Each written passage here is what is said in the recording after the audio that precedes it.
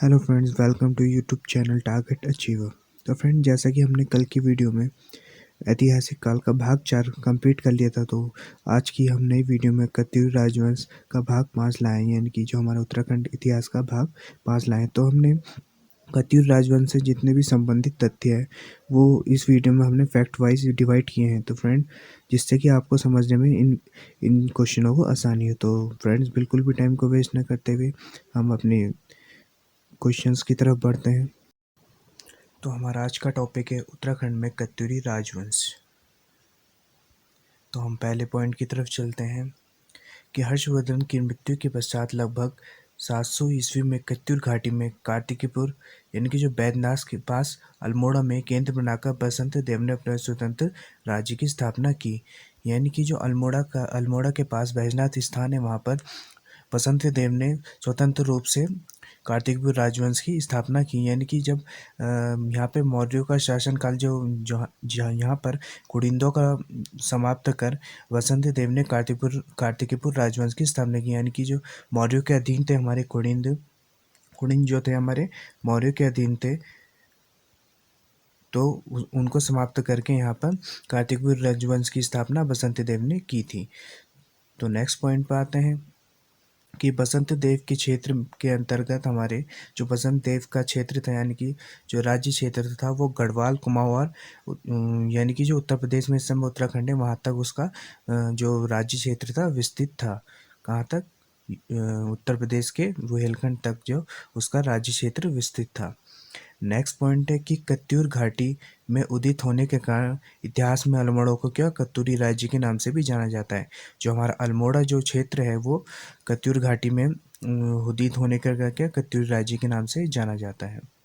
Next point है कि कत्यूरी युग के राजवंशों में ही मध्य हिमालय को प्रथम बार लगभग 300 वर्षों तक राजनीतिक एकता सूत्र में बांधे रखा है। यानी कि जो हमारा कत्यूरी युग का जो राजवंश रहा है, उसने जो उत्तराखंड को राजनीतिक एकता सूत्र में करीबन 300 वर्षों तक यहाँ पे शासन किया, यानी कि उसको राजनीतिक एकता सूत्र में बांधे रखा। और जो कत्यूरी काल जो रहा है वो वास्तुकाल की अनमोल धरोहर, यानी कि कत्यूरी वंश द्वारा यहाँ अनेक मंदिरों, अनेक शिलाओं आदि का निर्माण किया गया। यहाँ पे बहुत से मंदिरों का भी कत्यूरी काल में निर्माण किया गया था। तो हमारा प्रसिद्ध मंदिर है यहाँ पे अल्मोड़ा में है कत्यूरी काल के प्रसिद्ध मंदिर, और बागेश्वर में भी कत्यूरी काल के हमारे प्रसिद्ध मंदिर देखने को मिलते हैं। नेक्स्ट पॉइंट है कि कत्यूरी वंश के अभी तक यहाँ से लगभग 9 अभिलेख प्राप्त हुए। यानी कि जो कत्यूरी वंश की जानकारी जो मिलती है उत्तराखंड से प्राप्त करीबन 9 अभिलेखों से हमें कत्यूरी वंश की राजवंश की जानकारी मिलती है। और कत्यूरी वंश में सबसे पहला जो हमारा शासक था वो कौन था?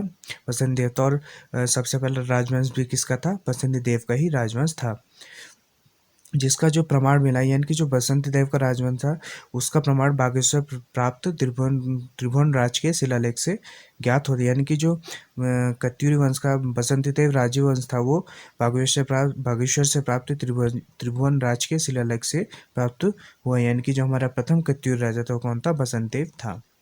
तो हम नेक्स्ट पेज की तरफ बढ़ते हैं।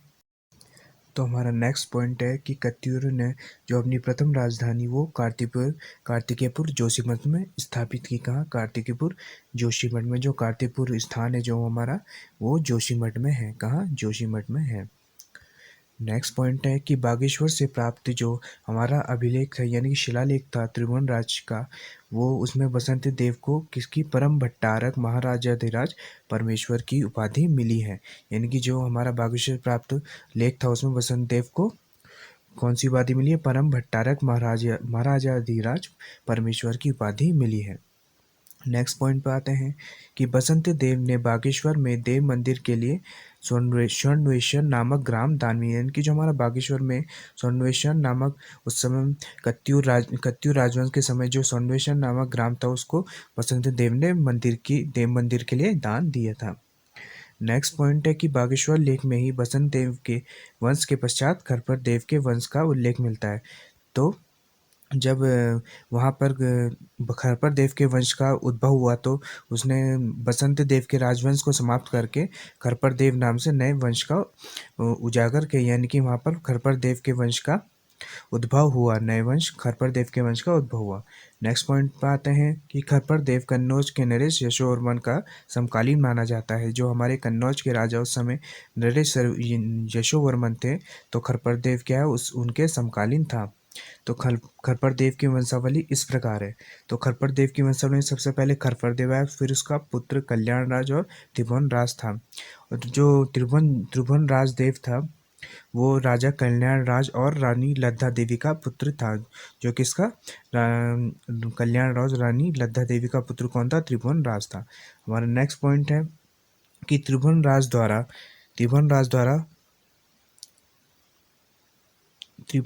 द्वारा व्याघ्रेश्वर देवता के मंदिर के लिए भूमि दान का भी उल्लेख प्राप्त है। यानी कि जो त्रिभुवन राज का जो लेख है, उसमें व्याघ्रेश्वर देवता के लिए मंदिर के लिए भूमि दान का भी उल्लेख उसमें प्राप्त होता है। नेक्स्ट पॉइंट है कि बागेश्वर के ही लेख से, जो बागेश्वर का लेख जो मिला है त्रिभुवन राज का, उसे कत्यूरी घाटी के तीसरे राजवंश राजनिंबर का वंश का उल्लेख, यानी खरपर देव के बाद जो हमारा वंश आया वो कौन सा है? राजनिंबर का वंश। कौन सा? राजनिंबर का वंश आया। नेक्स्ट पॉइंट है कि नालंदा से जो प्राप्त अभिलेख था, उससे ज्ञात होता है कि गौंड नरेश धर्मपाल द्वारा गढ़वाल क्षेत्र तक का अभियान का भी उल्लेख मिलता है।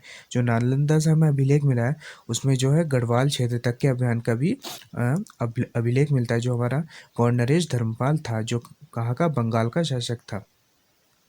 नेक्स्ट पॉइंट है कि हमारी जो राजनिंबर वंश की वंशाली या वंशावली इस प्रकार है। तो हमारी राजनिंबर की वंशावली में राजनिंबर सबसे पहला है, फिर इष्टिगण आए, फिर ललितसुर, और लास्ट इसका जो शासक था वो कौन था? भूदेव था। तो अपने नेक्स्ट पेज की तरफ चलते हैं।